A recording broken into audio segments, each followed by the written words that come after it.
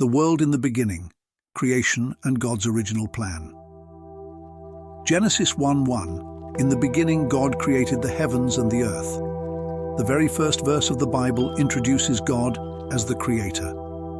The world and everything in it begins with God's divine act of creation, emphasizing His sovereignty over the universe. Genesis 1:31. God saw all that He had made, and it was very good. And there was evening, and there was morning, the sixth day.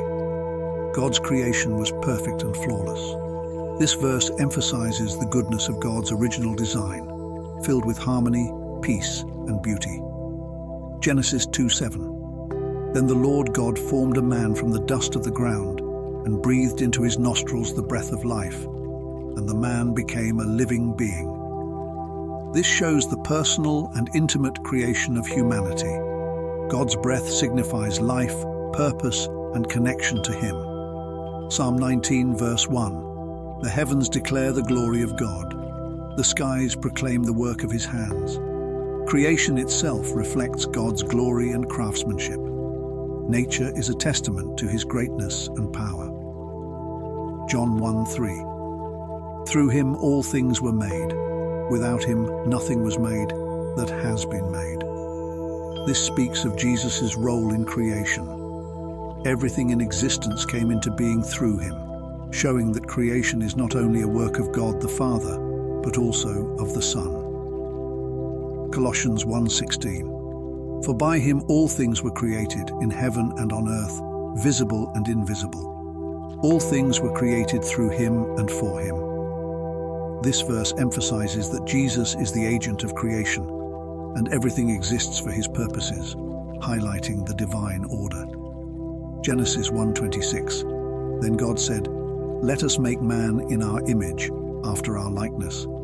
Humanity is uniquely created in the image of God, signifying our distinct role in creation with the ability to reflect God's character and rule over the earth. Hebrews 1:10. In the beginning, Lord, You laid the foundation of the earth, and the heavens are the work of Your hands. This verse echoes Genesis and emphasizes God's eternal nature, being both creator and sustainer of the world. Isaiah 45:18. For the Lord is God, and He created the heavens and earth and put everything in place. He made the world to be lived in, not to be a place of empty chaos. God created the earth with purpose and order, not chaos, reflecting His intent for a harmonious creation. Proverbs 8:27-29. I was there when He set the heavens in place, when He marked out the horizon on the face of the deep. Wisdom personified is present during creation, highlighting the order, precision, and planning that went into God's work of creating the world. The fallen world, sin and its consequences. Genesis 3:17-19. Cursed is the ground because of you. Through painful toil, you will eat food from it all the days of your life. The curse of sin has affected not just humanity, but the whole of creation. Work becomes difficult, and death enters the world. Romans 5:12. Therefore, just as sin entered the world through one man, and death through sin, and in this way, death came to all people because all sinned. This explains how the fall of Adam introduced sin into the world, corrupting the perfect creation and bringing suffering and death. Romans 8:20-21. For the creation was subjected to frustration, in hope that the creation itself will be liberated from its bondage to decay. Creation itself suffers because of human sin, but there is hope for future restoration and freedom from decay. Ecclesiastes 1:2. Meaningless. Meaningless, says the teacher. Utterly meaningless. Everything is meaningless. This verse reflects the human condition in a fallen world where things often feel purposeless and futile, apart from God. 1 John 2:17. The world and its desires pass away, but whoever does the will of God lives forever. The fallen world is temporary and transient, but God's will is eternal, emphasizing the need to live for eternal values rather than temporary pleasures. Psalm 14:1. The fool says in his heart, "There is no God." And by the way, we all know who the fools are. They are corrupt. Their deeds are vile. There is no one who does good. Human nature after the fall is corrupt and inclined toward evil, denying God and engaging in wickedness. Isaiah 24:4-5. The earth dries up and withers. The world languishes and withers. The earth is defiled by its people. They have disobeyed the laws. This prophetic passage laments the consequences of human sin on the earth, showing how disobedience defiles creation.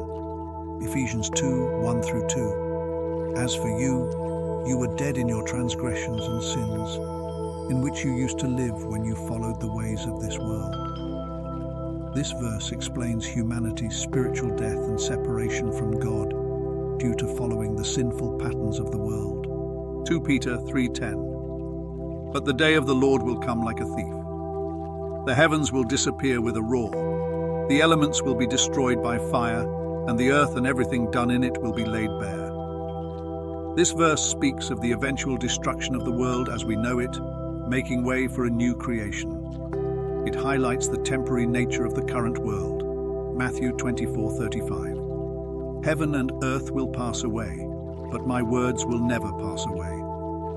Jesus assures us that while the physical world is fleeting, his teachings and truth will remain forever.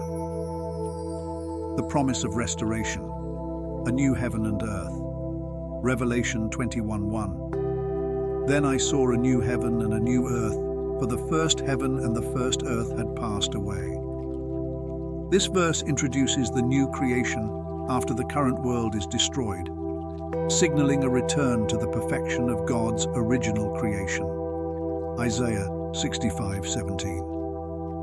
See, I will create new heavens and a new earth. The former things will not be remembered, nor will they come to mind. God promises a complete renewal of creation, free from the effects of sin, suffering, and death. Romans 8:22. We know that the whole creation has been groaning as in the pains of childbirth right up to the present time. This verse speaks to the longing of creation for redemption and restoration, paralleling the human hope for resurrection and new life. 2 Peter 3:13. But in keeping with his promise, we are looking forward to a new heaven and a new earth where righteousness dwells. Peter reassures believers of God's promise to bring about a new creation where righteousness and peace will reign. Isaiah 11:6-9. The wolf will live with the lamb, the leopard will lie down with the goat. They will neither harm nor destroy on all my holy mountain. A prophetic vision of the peace and harmony that will characterize the restored world, free from violence and fear. Matthew 5:5. Blessed are the meek, for they will inherit the earth. This beatitude speaks of the future promise for the meek and humble to rule in God's restored kingdom. Revelation 22:3. No longer will there be any curse. The throne of God and of the Lamb will be in the city, and his servants will serve him. The removal of the curse of sin signals the completion of God's redemptive plan, where his people live in his presence eternally. Isaiah 25:8. He will swallow up death forever. The sovereign Lord will wipe away the tears from all faces. God's final victory over death and suffering is a central hope for believers, emphasizing the joy and peace of the new world. Romans 8:19. For the creation waits in eager expectation for the children of God to be revealed. Creation is depicted as eagerly awaiting the full redemption and transformation that will occur when God's people are glorified. Revelation 21:4. He will wipe every tear from their eyes. There will be no more death or mourning or crying or pain, for the old order of things has passed away. This powerful promise points to the new world where suffering and death no longer exist.